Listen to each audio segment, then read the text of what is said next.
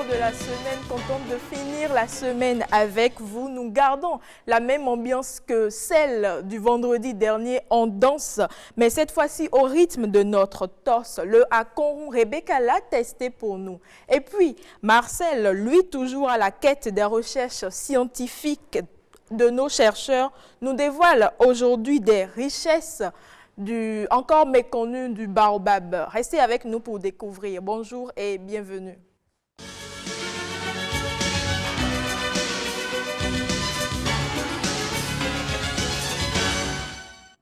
Aller à la découverte de l'art dans la rue, c'est bien possible. Et je ne vous parle pas des œuvres sculptées par Dame Nature. Dans tous les cas, la surprise d'un art déco de ce midi est énorme. Une galerie à ciel ouvert sous nos nez. Et pourtant, on y passe sans jamais marquer un arrêt. Aujourd'hui, on vous propose de découvrir. Cotonou, place des Martyrs. Un espace historique qui sanctuarise la bravoure des Béninois. Une boule de patriotisme cristallisée en un monument, en dessous duquel s'est formé au fil du temps un écosystème artistique. Un lieu de création et d'exposition dont la simplicité contraste avec le bling-bling des galeries. De la grande ouverture trapézoïdale s'observent au loin des tableaux et des objets d'art. Une galerie pour le moins atypique de par sa situation géographique. Ghislain en est l'initiateur. Avant, c'était une voie publique où les véhicules passaient par ici, sous le monument. Mais en 2009, lors de la réalisation de la voie bitumée, ils ont dévié de telle sorte que les véhicules ne prennent plus sous le monument. Donc du coup, dans la journée, c'est devenu le lieu de repos des tassimans, des émigrants, qui restent ici à longueur de journée, et le soir, c'est le gîte des prostituées, des malades mentaux, et le lieu est voué à une insalubrité. C'est donc pour corriger le tir, tout en faisant œuvre utile, que naît cette galerie dans le cœur d'une ville, où l'amour pour l'art est considéré par certains comme caprice de bourgeois. Avant, l'œuvre d'art s'exposait dans les galeries, et à l'Institut français, des lieux typiquement conçus pour abriter les œuvres d'art. Et la population locale voyait ces lieux comme des lieux réservés aux riches. Donc on s'est dit, se rapprocher de cette population, démystifier cette idée qu'ils ont de les lieux d'exposition, ce serait la bonne manière, ce serait de venir dans un lieu public, accessible à eux, où ils peuvent à tout moment, même dans la nuit, venir contempler les réalités de chez eux. 11 années déjà que Ghislain et ses pairs tentent de démythifier et démocratiser l'expression artistique. Ils tiennent d'ailleurs le pari d'attiser la sensibilité de la population locale qui s'y intéresse de plus en plus. Il y a de l'engouement. Les émigrants, que ce soit les vendeuses de pain, pendant les week-ends, les parents font sortir les enfants en guise de promenade. Ils viennent ici, à la place des Martyrs, visiter le monument en haut, mais ils profitent pour nourrir leur esprit, leurs yeux, en venant visiter les œuvres, en contemplant les œuvres qui sont exposées ici. Dans cette cohabitation, se déploient dans l'univers pictural des pans de vie quotidienne scellés dans l'immortalité du temps, au travers de toiles aux senteurs réalistes. Des œuvres figuratives, comme celle-ci qui exprime le bonheur de la maternité, ou celle-là qui dénonce le travail des enfants, ou encore cette toile qui illustre Cotonou et la réalité des taxis-motos. L'art plastique, dans sa plus belle expression après Cartier, place des Martyrs. Et Ghislain veut parfaire son initiative. Pour la valorisation des œuvres qui sont exposées ici, il reste encore à améliorer, à aménager l'espace. Pourquoi pas ne pas vitrer les deux façades d'accès pour que de loin, que ce soit un lieu vraiment esthétique qui puisse cadrer avec l'idée de nos valeurs que nous exprimons à travers nos œuvres d'art ici. Bercé par le vrombissement des moteurs de véhicules et couvé par une dalle au trône un célèbre monument, la galerie de Ghislain fait son petit bonhomme de chemin. Madame Wenga, bonjour. Bonjour Mylène, bonjour Marcel, bonjour à toutes, bonjour à tous. Très heureux de vous retrouver sur le rendez-vous de midi. Marcel Arossi, bonjour. Bonjour, Herman, bonjour. Bonjour. Nous sommes au rendez-vous. Oui, je remarque que vous êtes assorti. Quel- Je Belle ne remarque, comprends c'est pas. de l'art, c'est de l'art. Ah bon, c'est de l'art? Tout simplement, c'est de l'art. Il n'y a que vous, Vous le remarquez, remarquez c'est le maître ici. de art déco. c'est bien D'autres ça. N'est-ce pas? d'autres gamins vous diront que vous avez fait un cours. Herman, c'est très beau ce vous concept explique que quelque porte. chose? Ça vous Non, explique non, non, quelque chose, surtout la couleur? on ferme ce sujet surtout. Herman, tu sais, quand il commence, il va pas s'arrêter de sitôt, surtout que c'est de l'art et il sera très inspiré. Herman, c'est très beau ce concept que porte Ghislain, la démocratisation de l'art. Oui, la démocratisation de l'art, amener l'art vers les petites gens, sinon au service des petites gens. Parce qu'il a rappelé dans l'élément, généralement, les gens pensent que aller dans une galerie pour aller visiter des œuvres exposées, c'est pour les bourgeois, c'est pour les gens qui ont de l'argent. Et donc, pour les populations locales, les petites gens, comme on les appelle, ils ne voient pas comment ils peuvent se porter vers ces lieux de création. Et donc, les mêmes tableaux qui sont exposés dans une galerie, peut-être à l'Institut français ou dans un musée, ces mêmes œuvres sont exposées à la place des Martyrs pour que les populations puissent se porter vers ces œuvres, les regarder. Pourquoi pas, cela va attiser leur sensibilité parce que tous autant que nous sommes, on a un penchant latent pour l'art. Il nous reste jusqu'à attiser cela et donc c'est ce que Ghislain s'attelle à faire depuis, on va dire, 11 ans déjà. Et c'est surtout accessible, c'est vraiment accessible en passant par la place des Mathis. On ne peut pas prendre par là sans remarquer qu'il y a Oui, une telle chose. surtout les là. week-ends, vous voyez des gens qui viennent soit pour le sport, soit pour la promenade. Vous ne pouvez pas prendre par là et ne pas être attiré par ce que nous avons vu. Et puis, de magnifiques œuvres, de magnifiques sculptures qui vous racontent une histoire de créativité et même d'authenticité. Alors, oui, et vous permettez, il faut dire que l'espace est ouvert 24 heures sur 24. Donc, que ce soit à 8 heures du matin ou à 0 heures ou à 3 heures du matin, vous prenez par là, vous pouvez marquer un arrêt, regarder, observer les œuvres. Et Marcel a rappelé, ce sont des œuvres, ce n'est pas forcément de l'abstrait. Il y a également des œuvres figuratives, comme on l'a vu sur les images. Bien sûr. Autant on estime que l'œuvre, l'art plastique exprimé dans sa façon abstraite, autant c'est réservé à une catégorie de personnes qui peuvent déchiffrer. Il y a également d'autres œuvres qui racontent les scènes de vie quotidienne qu'on voit ça et là, la solidarité, la famille et tout le reste. Et en dehors des expositions permanentes, il organise d'autres activités? Oui, il y a des festivals qui sont organisés. Il y a beaucoup de festivals qui sont organisés juste là en dessous de la place des Martyrs. Ça ne manque jamais. Et justement, c'est toujours dans la logique d'attirer le plus de monde vers cette... Ce n'est pas forcément dans un but mercantiliste, mais c'est aussi dans le but d'apporter un peu de fraîcheur artistique parce qu'on le sait. On peut comparer, on va dire, cette initiative au Pont des Arts à Paris lorsqu'on essaie d'établir un parallélisme parce que c'est pratiquement le même concept, l'art dans la rue. Et donc, c'est dire que l'homme de la rue aussi a le droit justement de développer sa sensibilité artistique. Et les gens vous diront d'ailleurs que les plus grands artistes, ce sont ceux-là. Ce ne sont pas forcément ceux-là qui viennent des milieux bourgeois, mais ce sont également ceux-là qui sont dans la rue, qui sont au contact permanent donc, de la société et qui arrivent justement à travers leurs œuvres à dessiner ou à traduire la société sur des toiles ou sur des sculptures. Et on reste dans la même dimension, on part à Abomey.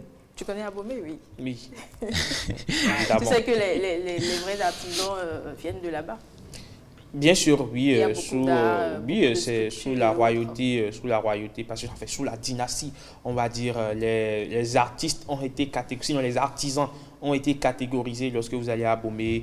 Il y a les sculpteurs, il y a les tisserands, il y a beaucoup, il y a même des familles qui sont reconnues comme étant tributaires d'une, on va dire, d'une classe d'artisans donnés. Mais il n'y a pas de galerie là-bas. Ce midi, nous allons à Abomey parce qu'après le Bologna, la princesse Beka nous amène faire un plongeon à Coron. Alors, on se déchausse, on noue nos peignes et puis on y va.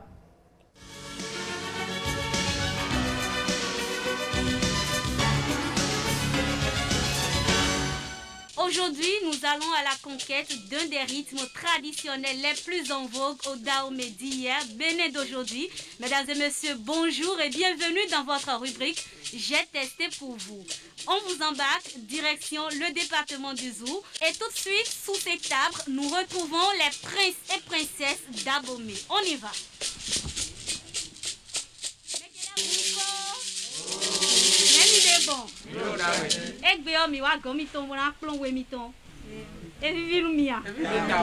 D'accord. Mais tout de suite, nous allons d'abord nous entretenir avec vous. Bonjour. Bonjour, Comment vous allez? je me porte très bien. Alors aujourd'hui, on est avec vous pour en savoir un peu plus sur le Akon. Déjà, dites-nous, quelle est l'origine de cette danse? Akoron est un rythme royal, une sonorité musicale de la cour royale d'Abomey. C'est un rythme créé au temps du roi Rwebadja, extrait de la sonorité musicale intitulée Adjabaraoum. Alors pour jouer le Akon, Oui. quels sont les instruments qu'il faut? C'est d'abord la poitrine. Donc il faut être... Il faut être un peu dodu comme moi. on ne vous voyez, peut non? pas. Voilà. Donc quelqu'un comme moi ne peut pas. Non, vous pouvez si vous avez déjà l'habitude. D'accord. Après ça, nous avons les castaillettes à percussion. Enfin, on appelle ça assobwe. Accompagné du gong principal. Nous l'appelle Khoulekonou. Il y a aussi les cantiques ancestraux, c'est-à-dire les chansons royales qui accompagnent les panégyriques et tout. Donc c'est un rythme princier de la cour royale. Alors est-ce qu'il y a une différence entre Akon et le Zéli? Il y a une différence. Le akoron est plus rapide que le zéli. Avant de passer à la danse proprement dite, Oui. on va d'abord apprendre les pas. Voilà, Est-ce que d'abord je suis dans les conditions pour apprendre les pas? absolument. D'accord. Donc on y va alors? Il n'y a pas de souci. Aja wo dugbe yo. Aro to yo. Rien ne lié. Bon, les. Et ne. Bon, afo do pona nu kon. Un bloc 1. Les ténèbres, ils nous comptent. Afo. D'ici yo. Et dire no basi. Aze nu kon en soa. Oze nu kon en ziwa. Aze nu kon en ziwa. On fi ene mi to kon we. Lo cho na je. Alors dit egosi en lo di no abio ondulation melo. Fi et lo na je. Ondulation bien me. Na je. Donc ça fera 1, 2, 1, 2, 1, 2, 1, 2, 1, 2, 1, 2, dis-moi, 1. Donc, alors maintenant, elle a descendu au père, et ne, pour quand on s'en passe à maintenant, et ne, voilà. Et ne, le temps là, c'est comme ça. Tcha, tcha, tiens, oui, tiens, oui, tiens, oui, tiens, oui, tiens, oui. Maintenant, c'est dans tcha-tcha là que nous on va poser nos pieds. Donc, ça fait tiens, oui, tiens, oui, tiens, oui, tiens, oui, tiens, oui, tiens, oui, tiens, oui, tiens, oui, tiens, oui. D'accord? D'accord? Voilà. Donc, lorsqu'on va jouer maintenant là, ce serait facile pour vous. Tcha, tcha, tcha. À moi. Tcha, tcha, tcha, tcha, tcha, tcha, tcha, tcha, tcha, tcha, tcha. Cha, cha, cha, cha, cha, cha, cha, cha, cha, cha, cha, cha. Maintenant, vous faites descendre, voilà, non, les bras descendent doucement. D'accord? C'est le mouvement qui fait bouger les bras en fait. Ok. Voilà. Vous laissez le bras. Et c'est le mouvement que vous faites là, cha, cha là, qui fait bouger les bras. D'accord? Voilà. Ouais, voilà. Voilà, simplement. Oui. Non, c'est quand là, mais.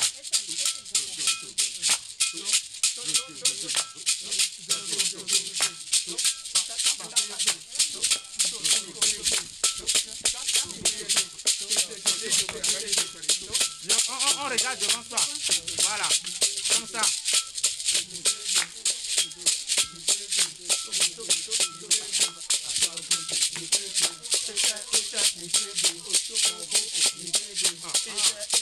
Maintenant, je vais ajouter un autre mouvement. Le mouvement que j'ai ajouté, c'est simplement 1. D'accord? 1. Vous voyez?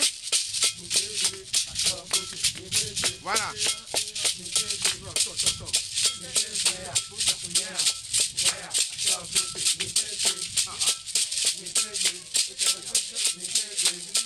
Pour cette fois-ci-là, le temps c'est en haut. Bas. D'accord? Le temps c'est en haut. Ça. Ouais. Le temps là c'est plus en bas.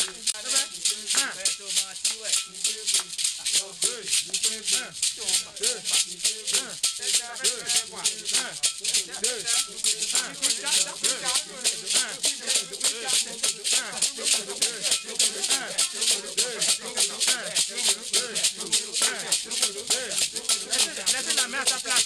Voilà. 1, 2, 1. Voilà. Voilà. 1, voilà. 1, 2, 1, 2. Maintenant, on va un peu en bas. 1, 2, 1, 2, 1, 2. Et alors, on lève une colle.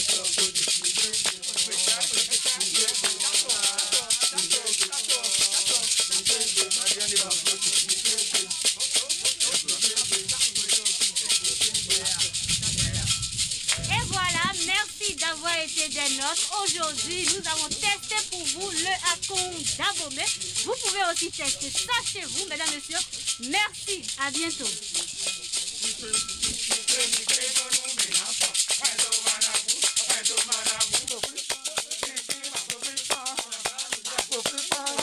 En pleine démonstration. Eh bon, vas-y. Il faut payer de l'argent pour le voir. Voilà. Marcel, tu y vas, tu suis le rythme et puis... Non, moi, je sais forcément pas danser ça. Alors, Et tu veux l'affirmer ou bien Torbi? Rebecca l'a testé pour nous. Elle a appris en quelques minutes, en quelque sorte. On peut également l'apprendre chez nous, à la maison, mais en traditionnel, bien sûr. Ça va mieux. Et puis, C'est un rythme qui est déjà transcrit au registre populaire et qui témoigne également d'une célébration du corps humain, appréhendé ici comme, on va dire, principal outil d'exécution de cette cadence-là. Marcel en sait assez et il sait danser également. On dit merci à Rebecca Kedjaoundé pour cette belle découverte. Qui l'a fait. Et alors, jamais, tu le sais, c'est Eureka. Il faut qu'on en parle juste en quelques secondes, la manière de danser. On va revenir là-dessus. D'accord, merci.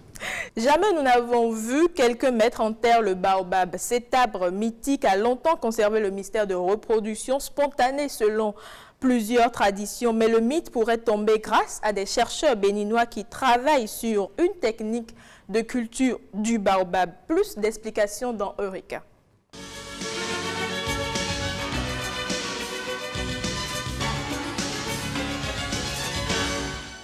Cet arbre massif est sacré dans la culture béninoise et celle africaine en général. Pour sa densité et sa taille immense, il est resté un lieu de rassemblement pour régler les différends entre les communautés et distraire également les enfants en racontant une histoire, d'où l'expression arbre à palabre. Cet arbre, vous l'avez étudié, professeur, et vous nous apprenez qu'il a bien de valeur, plus que ce qu'on pouvait imaginer. Merci beaucoup. Et effectivement, nous avions mené depuis les années 2000 jusqu'à ce jour nos recherches sur les espèces fruitières autochtones et je continue d'animer des équipes de recherche sur cette espèce jusqu'à ce jour. Nous avons pas mal d'informations scientifiques. Ça peut stocker jusqu'à 100 000 litres d'eau et on peut stocker de l'eau à l'intérieur pour en faire usage justement pendant la saison sèche. Ça se fait chez nous ici? Bon, pas vraiment, mais en milieu d'Ogon, par exemple, au Mali et à Madagascar. C'est exactement de cette manière que l'espèce est utilisée. Bon, en dehors de son intérêt culturel et cultuel... Oui, mais économiquement, à quoi peut servir cette espèce? Le baobab a réellement une importance économique hors pair. Le baobab, tous les organes du baobab sont utilisés. La pulpe de baobab en Afrique, globalement, n'est pas encore totalement bien connue, bien valorisée, malgré que l'espèce soit d'origine africaine, et plus précisément d'origine ouest-africaine. Elle est sur le marché européen, canadien, comme vous l'avez dit, mais elle ne pousse pas là-bas. Elle ne pousse pas là-bas, mais on a, par exemple, fait des inventaires sur le marché allemand.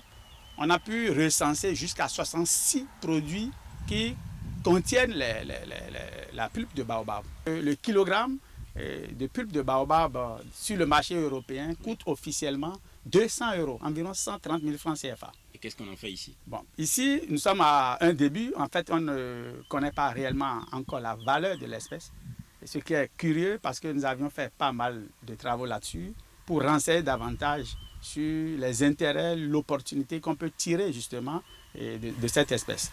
Et j'ajoute que des graines, nous avons environ 33% d'huile par graine de baobab. Et un baobab peut donner jusqu'à 100 000 graines. Et le litre... En une saison. En une saison. Et le litre d'huile pure raffinée de baobab, c'est 100 000 francs déjà au Sénégal ici. On doit encore faire des efforts pour aller vers la qualité et aussi profiter au maximum de tout ce que cet arbre nous procure. Puisque toutes ces graines sont jetées, on n'en fait pas grand-chose, alors que c'est des mines d'or ailleurs. Ça veut dire qu'il y a au moins une minorité qui l'exploite. Oui, il y a un début, puisque déjà on a renseigné un peu sur l'importance de l'espèce. Il y a un début de transformation. Mais cela ne se vend pas encore à son prix tel que nous l'observons. Les résultats de recherche ont démontré que la pulpe de baobab, c'est le fruit le plus riche en vitamine C dans le monde. C'est au moins 50 fois le citron et une trentaine de fois le kiwi, qui est le fruit de référence en vitamine C en Europe. Et donc, une capacité antioxydative assez impressionnante. Nous avions dénombré tous les baobabs au Bénin. Nous avons environ 110 000 pieds de baobab naturels au Bénin. Répartis un peu partout. Mais beaucoup plus concentrés dans les zones de Boukoumbe, de Materi, de Porga, Tangueta, dans les zones de Karimama, à Dassa également et à Sehwe. Une proportion relativement faible. Et ce dont vous parlez, c'est tout naturellement sorti de terre? Tout naturellement, c'est spontané, ça pousse et protégé par les communautés à cause de son importance. Cette importance est reconnue par les communautés. Il nous revient à nous autres, au regard de tout ce qui se passe au niveau international avec l'espèce, de démontrer que nous avons des sources potentielles qui peuvent contribuer aux emplois verts, qui peuvent contribuer à l'économie nationale. Mais l'inquiétude, est-ce qu'il y a une possibilité de reproduire l'espèce sur de grands espaces, un peu comme ça se passe avec le coton par exemple? Bien sûr, bien sûr. Le baobab est reproductible. On peut reproduire le baobab avec 100% de succès. Ah bon? J'ai personnellement conduit des travaux où on a essayé de découvrir, de démontrer, de ressortir les bonnes techniques de propagation. Avec les graines, nous pouvons aller à 100% de réussite pour la propagation de baobab. Et justement, nous avons installé au niveau de la ferme d'application de la faculté des sciences agronomiques 4 hectares combinés de fruitiers sauvages autochtones, dont le baobab. Et tout a été planté il y a de cela environ 14 ans. Et tout pousse normalement à titre démonstratif. C'est possible, c'est faisable et nous l'avions fait un peu partout. Aussi bien en Afrique que à Madagascar. On sait comment ça se passe. Dans un système de reboisement intensif à base d'espèces fruitières autochtones, nous pouvons relever le nombre d'emplois verts. On peut créer jusqu'à environ 2 millions d'emplois. C'est énorme, c'est énorme. On a fait tous les calculs et c'est possible. Et avec une forte potentialité de production. C'est des espèces qui, heureusement, sont plastiques, ça veut dire qu'ils peuvent supporter beaucoup de conditions. Le baobab, ça peut vivre jusqu'à 5000 ans. 5000? Oui, en moyenne, les baobabs africains ont 1800 ans. Il n'y a pas de filière encore bien établie. Vous allez voir un peu partout, dans les restaurants, pulpe de baobab, sirop de baobab. On peut mieux organiser tout ça, depuis la production. Je vous ai dit, on peut reboiser de façon massive les aires protégées avec le baobab, avec les autres fruitiers, bien entendu, pas uniquement le baobab, pour lesquels nous avons assez de valeur. Et puis, organiser la production organiser au niveau du transport, organiser déjà au niveau du commerce. De créer carrément une filière. On peut en faire toute une filière à l'échelle de l'État. Un peu comme l'anacarde. Beaucoup plus que l'anacarde si on veut. Et donc, nous devons savoir que nous avons de quoi nous nourrir et bien nous nourrir. Nous avons de quoi nous enrichir et bien nous enrichir et à l'échelle nationale. Nous avons de quoi nous développer et bien nous développer. Nous avons de quoi nous développer. Ce développement est durable parce que c'est des arbres. Ils n'ont pas besoin, je vous ai dit, le baobab n'a pas besoin d'engrais, n'a pas besoin de pesticides. Le baobab pousse naturellement. C'est une espèce très compétitive qui peut évoluer. Vous nous avez dit qu'il y a un site où vous avez appliqué pendant vos recherches. Oui, exactement. Est-ce qu'on peut aller voir? Oui, bien sûr, nous irons avec grand plaisir visiter ce site. Allons-y, c'est pas loin d'ici. Merci.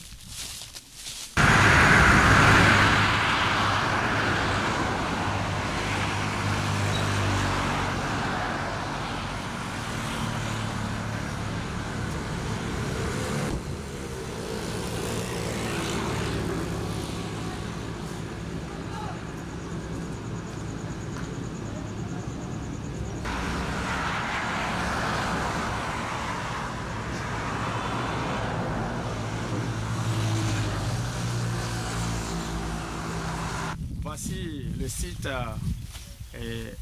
d'expérimentation du laboratoire d'écologie appliquée de la faculté des sciences agronomiques, Université d'Abomey-Calavi.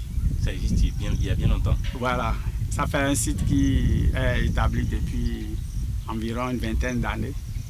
Et on a mis ici en place des espèces fruitières autochtones, dont le baobab, mais également le tamarinier et bien d'autres. Ça sert d'application en réalité. Voilà, donc c'est un site d'application où on veut démontrer qu'il est possible de planter le baobab, de planter le tamarinier, de planter nos espèces fruitières autochtones en vue de leur domestication, en vue de leur valorisation. Le baobab avant tout est africain, mais les Africains n'en profitent pas encore assez. Et donc, je crois que c'est une mine d'or. À l'hectare, on peut aller à 100 pieds de baobab à l'hectare. C'est des emplois potentiels que nous n'arrivons pas à capitaliser. Et ça échappe, bien sûr, comme le coton, même pourquoi pas plus que le coton. En réalité, c'est des ressources que nous pouvons exploiter, que nous pouvons valoriser, que nous pouvons intégrer dans le processus de développement durable de notre pays et globalement créer des milliers d'emplois. Tant ces propriétés sont impressionnantes. Arbre de vie, source d'opportunités, source de grandes richesses et potentielle source de développement. Le baobab. C'est heureux, Marcel, de savoir que le baobab est reproductible. Ben oui, si on sait profiter de ses potentialités. Vraiment, tu sais profiter plutôt des potentialités du baobab. Tu en avais connaissance? Je raffole du jus de baobab. Non, voilà. Après aussi, c'est que oui, tu l'as dit, c'est vraiment heureux de savoir que c'est reproductible parce qu'on n'a jamais, en tout cas moi personnellement, je n'ai jamais vu quelqu'un mettre sous terre une graine pour dire que ça va donner le baobab. Mais ces chercheurs-là ont expérimenté. On a même vu sur les images un arbre qui a été pointé du doigt comme étant, bien sûr, comme étant issu, voilà, d'une plantation, donc voilà. Donc, merci à toi pour cette belle découverte. D'accord, merci, parce que vous savez, je parie que tout ce que vous connaissez du baobab jusque-là, ce n'est que le jus peut-être, alors qu'il y a plein d'autres choses, beaucoup d'autres choses. La longévité. Oui, il y a beaucoup d'autres choses qui peuvent être réalisées à base du baobab et ça donne beaucoup. Alors, chères dames, vous aimez prendre soin de vos cheveux avec des produits naturels et des recettes empruntées à nos grands-mères. Soins capillaires, bains d'huile et shampoing fait maison. Et si on essayait ces petites recettes qui vont de nos mères aux enfants? Absolument. C'est dans Mode et Bien-être.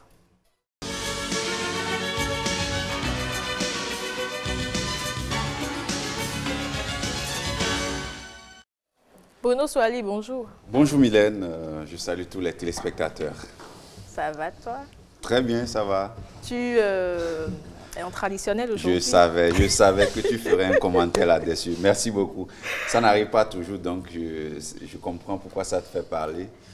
Ça doit me faire parler. De temps à autre, voilà, c'est nécessaire. C'est nécessaire. Hier, on a parlé de la valorisation, voilà, du tissu africain. Donc, voilà. Tu commences déjà? Oui, j'ai commencé. J'ai été sensibilisé. Bonjour, Madame Fleur.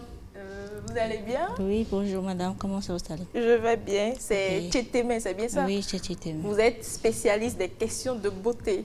Évidemment. Donc, quel que soit le domaine, on vous retrouve dedans. Il Exactement. suffit juste qu'il s'agisse de la beauté de la femme. Exactement. Et de l'homme également, parce que Bruno, il est en face de nous. Beauté en général. En général. Homme-femme. Voilà, les belles femmes, il faut parler bien parce que, voilà, parler un peu plus fort pour qu'on puisse mieux vous entendre. Ok, d'accord. Aujourd'hui, on parle des soins de grand-mère, des astuces de grand-mère Ok. pour pouvoir prendre soin de ses cheveux naturels. Déjà, en premier, vous allez nous dire ce que c'est qu'est-ce que c'est des cheveux naturels exactement et quels sont les types de cheveux naturels qu'on a. Ok. Et on appelle cheveux naturels. D'abord, ici, il y a plusieurs types de cheveux naturels, mais on va parler précisément des cheveux naturels africains. Donc, les cheveux naturels africains sont généralement crépus et bouclés et souvent secs. Naturellement, c'est sec. Oui, et c'est crépus. D'accord. Et c'est crépus. Déjà, on a combien de types de cheveux naturels? Bon, pour les types de cheveux naturels, il y en a plusieurs. Il y a les mous, il y a les cheveux naturels mous, il y a les cheveux naturels ternes, il y a les cheveux naturels touffus, il y a les cheveux naturels fins. Et par rapport à ces différentes qualités de types de cheveux qu'on a, les traitements ne sont pas toujours les mêmes. Ça dépend des types de cheveux que vous avez, le résultat que vous attendez et le traitement que vous voulez avoir comme soin par rapport à vos cheveux naturels. On va essayer de donner chaque ou deux astuces Ok. par type de cheveux. Ok.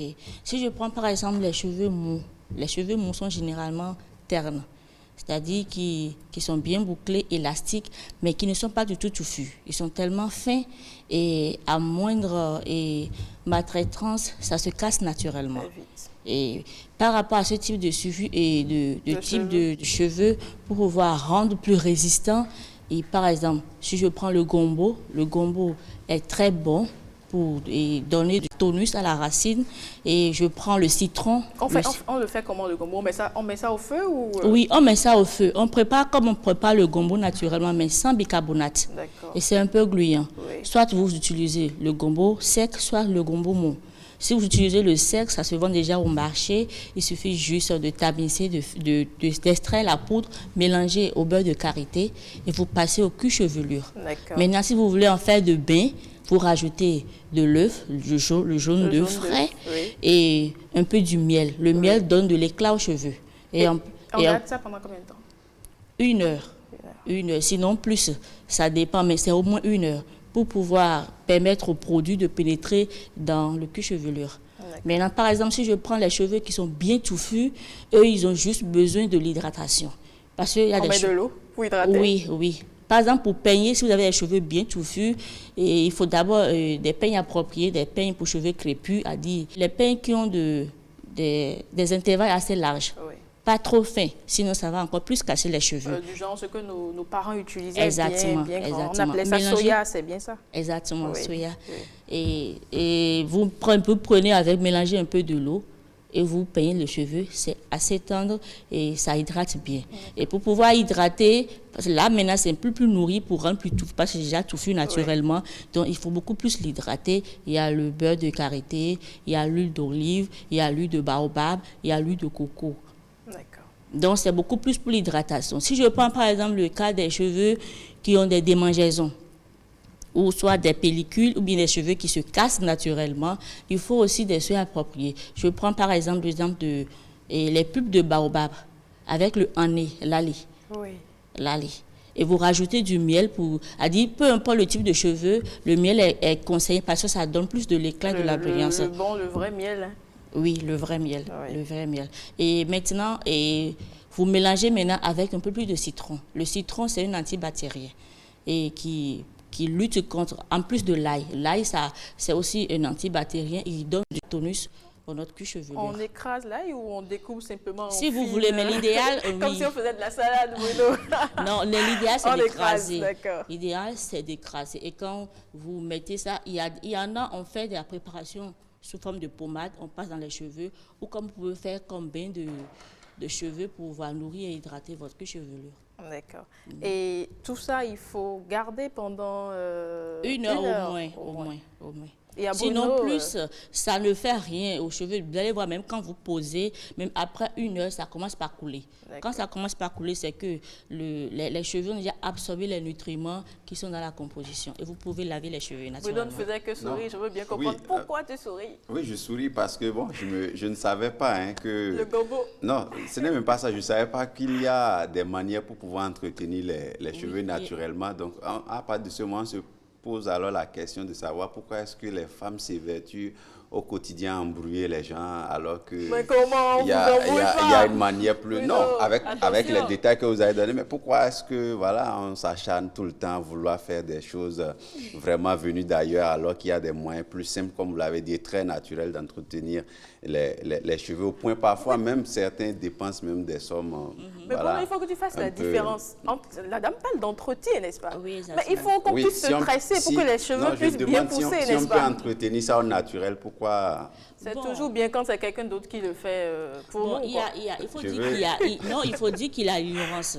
Il y a beaucoup de femmes qui, par exemple, les cheveux crépus, les gens disent que bon, c'est de la merde, c'est difficile à peigner et c'est très dur. Mais c'est parce qu'ils n'accordent pas l'entretien qu'il faut ça, c'est pour pouvoir faire ce truc-là. Donc, il y a d'abord l'ignorance qui fait qu'on se dit que les cheveux crépus, ce n'est pas des bons Ou bien c'est cheveux. parce Il que faut la femme aime forcément ce qui est- ou bien défriser. c'est parce que la femme aime aussi ce qui est artificiel, parce que généralement sur la femme, presque Nous, tout attention, tu as est... 2 femmes sur le plateau. hein. Presque non, tout pas est faux, forcément. presque tout est faux. Non, Souvent, non, les non, cheveux, non. parfois, Non, c'est non. faux. Les Non, t'es cils, pas c'est gentil. faux. Les ongles, c'est Je faux. parie que tu dois être maigre, hein, Le Bruno. teint, Non, parfois, non, c'est Bruno. faux. Non, Beaucoup de... non. Non, ce n'est pas une Non, je affaire... comprends, Non, c'est pas de l'avarice. On parle des Vous comprenez, des Bruno n'aime réalités. pas les femmes, c'est bien ça? Les lèvres, Non, parfois, non, non. c'est faux. Beaucoup de choses sont... Non, en fait, Voilà. c'est pas faux. Bon, il y a Enfin, des femmes n'écoutez quand même pas qui ce que sont- je dis, hein, Non, je- mais quand même, il y a des femmes qui sont bio. D'accord. Ils sont bio, c'est pas toutes les femmes qui vont forcément Mettons devenir 5%. artificielles. Non, mais les femmes maintenant comprennent, maintenant elles reviennent à la racine. Ah, d'accord. Ah, donc, dites-moi. elles étaient égarées. Bon, je n'ai pas dit ça. Il faut, on essaye et puis tu comprends. Comment déjà savoir déjà quel type de cheveux on a? Est-ce qu'il faut forcément se rendre chez une spécialiste? Est-ce qu'il n'y a pas d'astuce de grand-mère pour que je puisse savoir quel type de cheveux j'ai? Oui, il y a des caractéristiques, pas forcément d'aller chez un spécialiste. Par exemple, tous les cheveux, d'abord généralement en Afrique, les cheveux qu'on a, c'est souvent crépus et bouclés. Donc, maintenant, au toucher, vous pouvez identifier votre type de cheveux. Comme je l'ai dit, par exemple, les cheveux Je épais. touche tes cheveux pour savoir quel type de cheveux tu as, Non, Bruno. par exemple, Non, c'est naturel. oui, c'est Ouais, Oui, mais dans le C'est naturel, il y a plusieurs types de cheveux, c'est ce que la dame Exactement. explique. Mais ce qui est important, parce qu'on oublie, je dirais, une catégorie de femmes, ce sont celles-là qui, par une maladie ou par la consommation des antibiotiques, parce qu'elles ont été malades depuis des années. Vous savez, la consommation des antibiotiques, ça fait partie les cheveux. c'est vrai, ça fragilise jusqu'à un les certain... cheveux. Ça fragilise les cheveux et on perd les cheveux. Alors, quand vous êtes dans cette situation, comment faire, par exemple? ce Vous que avez souffert du kwashiorkor, on nous a appris au primaire. Non, c'est des éventualités, on nous a appris au primaire qu'on a des cheveux roux et cassants, donc on sait que ce n'est pas forcément beau à voir et que vous êtes une femme qui en a souffert. On fait comment? Ok. Et je vais reprendre à votre question en commençant par d'abord l'alimentation. D'accord. L'alimentation, c'est la racine de la beauté. Que votre peau soit belle, brillante, les Ça dépend de yeux, l'alimentation. les lèvres hydratées ou pas, les cheveux bien en forme et tout, c'est Donc, l'alimentation. on peut investir dans l'alimentation Quand vous mangez que bien, chez quand vous- l'esthéticienne et Non, on sera belle. Non, je n'ai jamais dit ça. Ah, d'accord. Bon, expliquez-moi encore. Bruno, mais attends, arrête ça. Non, On risque de je croire sais que juste- tu es radin ou je que sais tu es... juste- Non, ça ne me Arrête. dérange pas. Non, ça ne me dérange pas. Si on pense que je suis radin, il faut quand même qu'il y ait des gens radins qui existent. Donc, ça va donner tout le sens au En fait, mot même. comment, à part Ok, l'alimentation? comme je l'ai dit, c'est l'alimentation, la racine Oui. de toute beauté. peu importe quel type de beauté il s'agit. Quand vous mangez bien, votre alimentation est équilibrée. D'abord, naturellement, vous avez des cheveux en bonne santé. Le cuir chevelure est en bonne santé, oui. Je donne un exemple très simple. Par exemple, pour les femmes qui ont un cycle irrégulier, par exemple, elles ont souvent des pellicules.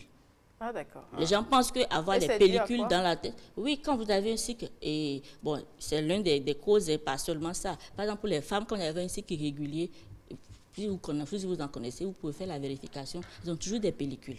D'accord. Par exemple. Donc, c'est d'abord l'alimentation qui est la racine, qui est la base même. À part ça, maintenant, les soins que vous allez apporter exactement à votre cuir chevelu. Et Bruno, il est déjà là avec nous.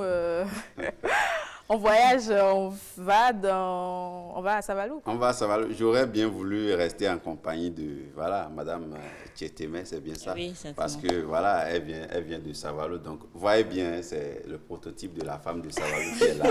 Et malheureusement, elle doit nous quitter. Elle a des contraintes.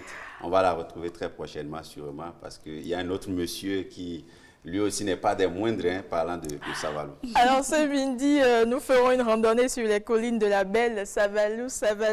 La belle nous accueille et dévoile son charme pittoresque, son relief particulièrement agréable. Savalou, sous les flashs de Corneille Baguidi, c'est tout de suite.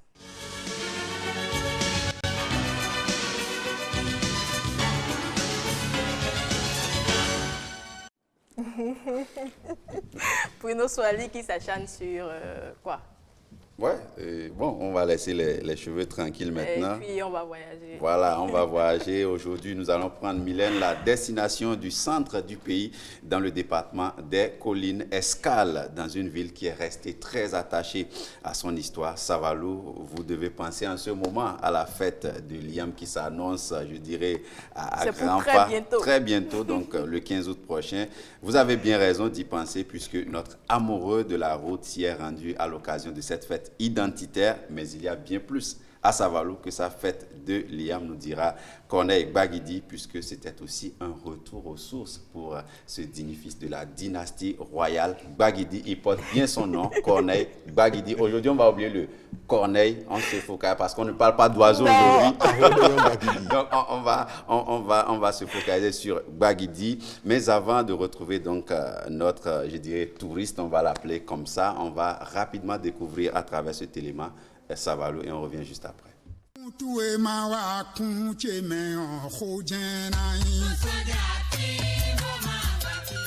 Département des Collines, précisément à Savalou. La commune de Savalou est frontalière de Dassazomé à l'est, de Banté au nord et de la République du Togo à l'ouest. La ville de Savalou est subdivisée en 14 arrondissements. La population de Savalou est principalement composée des ethnies Mahi et Difé. Les Fon, les Adja et autres ethnies sont également représentées. Le Mahi, un dialecte linguistiquement rattaché au Fon, est majoritairement parlé dans ce milieu. À Savalou, on retrouve aussi les Yoruba et apparentés, y compris les Ifé installés dans l'ouest de la commune. Parmi les autres groupes ethniques issus des migrations récentes, on retrouve les Yomo, les Peuls, les Dendi, les Batonou et bien d'autres. La commune de Savalou dispose de plusieurs lieux touristiques à visiter tels que le Panthéon de la résistance africaine érigé par Dada Tosok Baguidi XIII en mémoire des Noirs déportés. Vous pourrez aussi voir la chaîne de Savalou, les collines jumelles de Pataba Savalou, le mont Segui de Logozoré, également la chaîne de Mokpa à Lokpasso, Domonoso passant par Agbassa. Toujours comme lieu touristique, vous pourrez visiter le musée de chasse et du Fa, la mare au sacré de Wessé Savalou, le palmier à 7 branches sous forme de tronc de Miniki Savalou, le vaudou d'Akoli de Savalou souvent visité et bien d'autres lieux. Les habitants de Savalou mènent plusieurs activités dont l'agriculture, l'élevage, le commerce. Pour ce qui est de l'agriculture, les cultivateurs de Savalou produisent de l'igname, du manioc qui sert à faire du gari sonhui. Ils cultivent également du maïs, de l'arachide, du du riz, du niébé, des légumineuses, du coton et des cultures maraîchères. Pour vendre ou acheter, les populations de Savalou vont pour la plupart au marché Tchaou situé au centre-ville. Libérés de leurs activités de la journée, les Savalois adorent écouter des chansons de la musique traditionnelle telles que Tchengoumé, Tobarangé et autres pour s'égayer. Avant de terminer votre visite dans la commune de Savalou, vous pouvez aussi faire un tour au palais royal de Savalou. Pour la petite histoire, il faut rappeler que les rois successifs qui règnent à Savalou sont de la lignée des Gbagidi, ce qui signifie littéralement chef puissant. Si vous avez des amis savalois, vous pourrez déguster de la bonne igname pilée arrosée de la sauce d'arachide.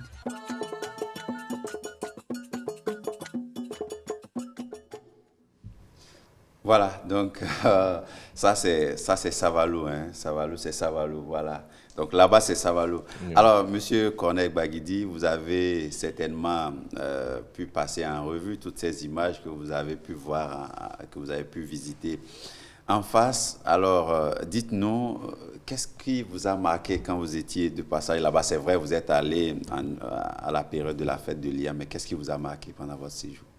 Bien, merci Bruno. Bonjour Mylène. Bonjour M. Corneille. Mais avant de répondre à la question, je ne sais pas si vous savez ce que ça signifie Savalou. Le mot Savalou. Non. Dites-nous. Bon, d'après mes recherches, c'est que Savalou signifierait en l'honneur de l'amitié. D'accord. Dans Savalou, le ça signifie amitié. Amitié. Et puis Avalou, honneur, hommage. Et c'est donc en hommage au roi Rugbadia, roi d'Abomey, que le premier le premier roi de Savalou a donné le nom Savalou en hommage. C'est en quelle langue? Savalou en Mori? Je pense. Voilà. Et donc, non, c'est vrai, Savalou, comme dans le reportage. C'est d'abord une terre d'amitié, une terre d'hospitalité, voilà, d'accueil. Parce que, bon, historiquement, comme tous les peuples du monde, on vient de quelque part. Ouais. Donc, les Gbagidi ne sont pas au départ de là-bas. Donc, l'ancêtre est venu de quelque part, s'est installé là. Forcément, les gens l'ont accueilli. Et bon, voilà. Non, en fait, ce qui m'a... c'est vrai, Savalou est connu pour beaucoup de choses. Mais moi, c'était surtout les bas-reliefs de la ville de Savalou qui a motivé mon déplacement l'année dernière. D'accord. Parlez-nous de ces bas-reliefs alors. Vous savez, souvent, dans certaines localités, notamment à Savalou, vous verrez que sur les murs qui encerclent les palais, les couvents, les temples, il y a souvent des sculptures qui sont, voilà, qu'on appelle bas-reliefs. En fait, c'est en aura l'antenne d'ailleurs. Voilà, c'est des ouvrages en sculpture en faible saillie sur un fond uni. Oui. Et souvent, c'est sur les murs. Et donc, ces bas-reliefs, en fait, sont des représentations, en fait, d'un certain nombre de choses, des objets de culte. Ça représente aussi des allégories. Ça rappelle des histoires qui ont marqué la commune, la ville ou le pays. De voilà. La ville, oui. Et donc, voilà, vous voyez là, voilà, il y a les images qui défilent. Oui. Et là, c'est sur sur un mur. Et vous verrez, bon là, c'est le roi, l'ancêtre des Gbagidi, Ahossou Soha Ier. Et pour la petite histoire, en fait, Bagidi, ça vient au Bagidi, en fait, c'est un surnom qui avait été donné à ce roi à l'époque par les Nago, mais qui est devenu plus tard Bagidi, qui veut dire chef puissant, chef véritable, voilà. Donc vous êtes puissant là-bas. Oui, pareil. Enfin, alors, les Bagidi. Voilà un bas-relief, vous voyez le jarre de Guézo, et puis vous avez un vautour qui est représenté. Là, c'est une scène... l'éléphant et le crocodile, bon, je crois que vous connaissez l'histoire de l'éléphant et le crocodile avec sa trompe. Voilà ce qu'on appelle bas-relief. Là, on est dans la cour du palais royal. D'accord. D'accord. Alors, vous avez visité... là, c'est devant le temple de la divinité Hevieso. Bon, voilà, donc là, vous voyez, c'est ça le... En dehors de ces endroits, c'est vrai, le sujet là assez souligné. Quels sont les autres endroits attrayants de Savalou? Il y a beaucoup, Bon, il y a les temples, il y a les mares, on a parlé de la mare Maro-Caïman, il y a des mausolées, vous avez les collines, d'ailleurs, vous savez, bon, on est un pays des collines, donc les forêts sacrées, il y a beaucoup de choses à visiter à Savalou. C'est vrai que bon, on a tendance à traverser Savalou rapidement, mais il faut se donner du temps vraiment pour... voilà, il y a beaucoup de... Et puis Savalou, en matière de patrimoine culturel, vous savez, les danses, les chants, c'est d'une variété incroyable. Et puis aussi, Savalou et sa région compte plus d'une quarantaine de tam-tams différents. Vous savez qu'on peut catégoriser en tam-tam, tam-tam royaux, tam-tam de guerre, à des moments, voilà, à des cérémonies différentes. Tout à fait, tout à fait. Et puis, on ne peut pas parler de Savalou sans parler du gari. Vous savez que c'est à Savalou qu'on fabrique le meilleur gari. Ah bon? Ah mais oui. D'autres disent que c'est à Agonli. Les gens de Agonli, bon, moi, chacun va réclamer. Donc je réclame. Donc on retient pour ce numéro que le meilleur gari est fabriqué. C'est à Savalou. À Savalou, voilà. Et le agou, je peux comprendre que c'est intéressant là-bas. La fête de Yam Pilé, c'est là-bas. J'espère que c'est pour bientôt. J'espère que ça va se tenir cette année. J'espère surtout que vous allez nous y amener. C'est très important. Vous n'allez pas repartir chaque fois seul. Vous avez décidé que Savalou, c'est la ville de l'amitié. Donc montrez-nous l'amitié au 15 août prochain. Nous insistons là-dessus. Alors, à part les bas-reliefs dont vous avez parlé, la mare crocodile, etc. Dites-nous, quand on parle de la royauté là-bas, c'est quelque chose de très fort à Savalou, et depuis le XVIe siècle, ce sont les Baguidi qui se succèdent au trône. Parlez-nous un peu de cette histoire de Savalou. Bon, oui, c'est lié à l'histoire. Hein. C'est vrai que depuis le XVIe siècle, on parle du XVIe siècle parce que le premier roi, donc Ahosou Soha, a été sacré en 1557. Et c'est vrai que depuis ce temps, c'est les Baguidi qui se succèdent au trône. Bon, c'est lié à l'histoire. Donc, comme la plupart dans nos contrées, donc il y a une tradition que bon, le roi doit venir de cette lignée. Oui. C'est comme ça. Donc, et puis le fondateur, on l'a dit, le fondateur de Savalou, c'est un Baguidi. Donc ça se comprend. Ah, mais c'est bien, voilà, sauf que vous êtes venu sans votre récade ce matin. Oui, je n'y avais pas pensé. Effectivement, j'ai une récade, hein, mais que j'avais fait fabriquer par les bronziers du Palais Royal d'Abomey. D'accord. Tout en bronze, c'est pas moi, c'est pas en bois serti de bronze, mais tout est, c'est lourd. J'imagine un peu. C'est en bronze. Ah oui, c'est une commande spéciale il y a quelques années. Voilà, qui porte mon nom à Rodéon Ier. Et des oiseaux, il y en a là-bas? Alors, des oiseaux, il y en a. Il y en a forcément, vous savez, les collines, les arbres, les forêts, mais malheureusement, il y avait tellement d'Iampilé, Non, j'étais parti spécialement l'année dernière pour les bas-reliefs, mais bon, prochainement, je vous ramènerai des photos d'oiseaux de Savalou. Je continue de rectifier puisque nous serons ensemble. Tout à fait. Nous allons ramener ensemble les images d'oiseaux après avoir mangé l'Iampilé, bien sûr. Voilà. Merci à vous, M. Corneille Baguidi. Merci Mylène, merci Bruno. Merci pour cette belle présentation de Savalou. Vous étiez vraiment, je dirais, sur vos terres. Merci. Et merci à vous d'avoir pris le rendez-vous. On se retrouve la semaine prochaine. En attendant, prenez soin de vous.